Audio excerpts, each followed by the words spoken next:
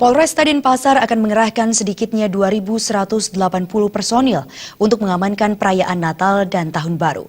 Berbagai ancaman perlu diwaspadai semua pihak sehingga perayaan Nataru ini berjalan aman dan lancar.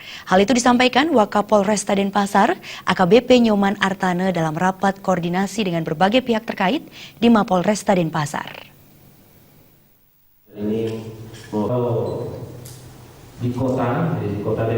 Lebih lanjut disampaikan AKBP Nyoman Artane, rapat koordinasi ini untuk mematangkan kerjasama dalam melakukan pengamanan perayaan Nataru.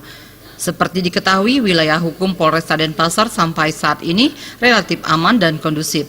Berdasarkan hasil catatan hingga bulan November, terdapat 2.185 kasus gangguan Kamtibmas. Kasus yang paling menonjol yakni kasus narkoba mencapai 366 kasus dengan 395 tersangka.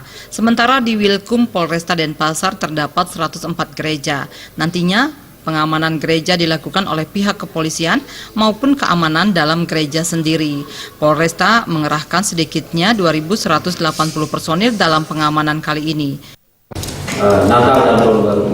Jadi ada data di tempat kami kurang lebih gereja yang akan kita amankan itu mencapai 100 tempat gereja. Ya 102 gereja yang akan kita amankan. Artinya ini pengamanan yang luar biasa Bapak Ibu sekalian. Ya, kita di Denpasar ini jumlah gerejanya cukup banyak. Jadi untuk itulah nanti mohon kerjasama bantuan semua pihak untuk sama-sama kita melaksanakan pengamanan sebagaimana hari-hari raya umat agama yang lainnya yang sudah berjalan di wilayah kita ini yang bisa berjalan lancar, aman, seiring saling membantu dan toleransi yang cukup tinggi. Nyoman Artane juga menambahkan beberapa ancaman yang dapat mengganggu keamanan yang perlu diwaspadai bersama.